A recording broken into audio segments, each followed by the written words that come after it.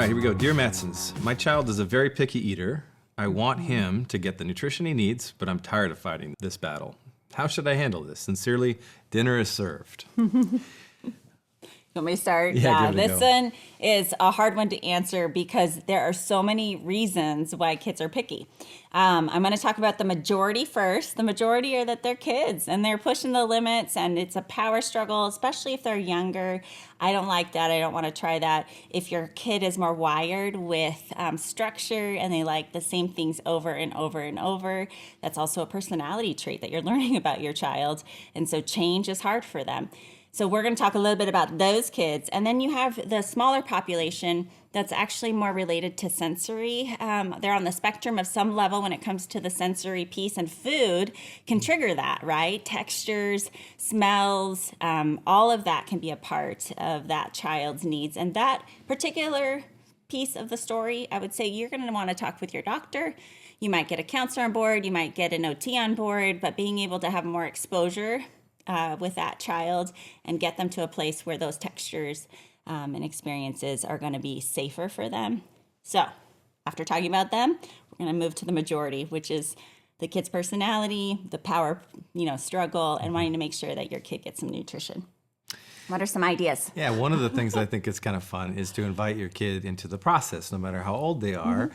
If they're really little or a little bit, or maybe in that, even up to that toddler, kind of early preschool age, what have you, inviting them into going to the shopping with you and picking stuff out together, teaching them, to be a part of the process, coming home and even making things together. It might be a game changer for you in this space because now it's the relational connections happening. You're having fun. So as a parent, even be fun in the kitchen with making messes, because it's like the entry point, it's creating an invitation, an opening, and all of a sudden the power struggle's going away.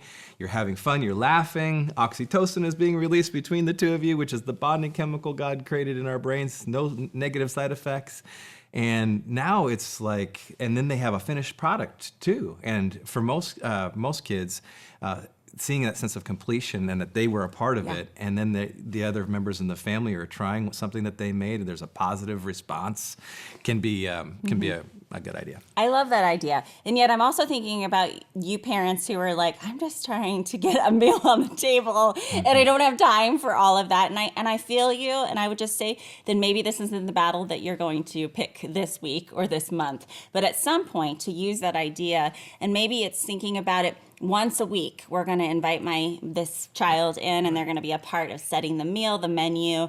But you could also kind of make some ground rules for your family. Don't be afraid to have boundaries. And so one of the boundaries for our family, because this was something as a young age we kind of butted up against. And one of them was, in general, you're going to try everything on the table. Just a little bit. Adventure you do not bites. have to eat it all, but you're going to give it a try. And then if I find out that my child's allergic to something, they really don't like it, then I'm not going to be force feeding them, right? We're going to think about that.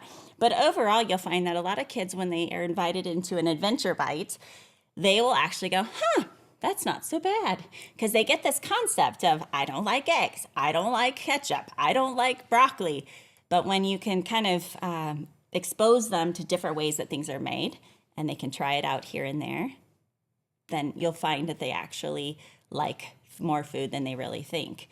But that battle is one of that you're not going to fight at every meal. Right. So pick and choose, and thinking about it intentionally, but a couple times out of the week, you might try to invite them into the process. Yeah, that sounds grace-based. It's not too legalistic and not too taxing. Yeah, it just, I like what you're saying.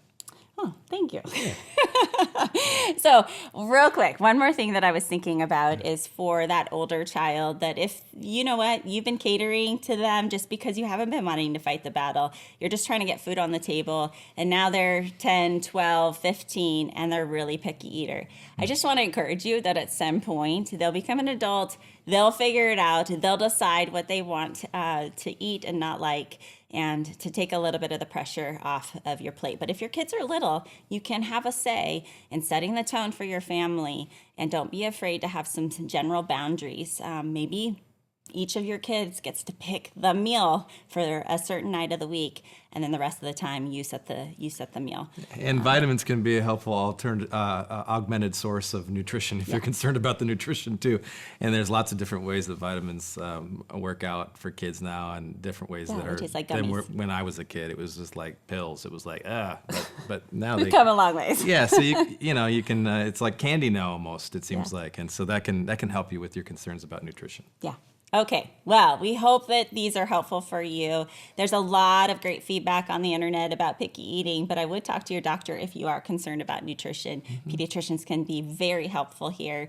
And in the meantime, we hope that you're enjoying these and that you'd leave some of your comments below. We love to hear from you. Thank you for submitting your questions. We do want those real questions.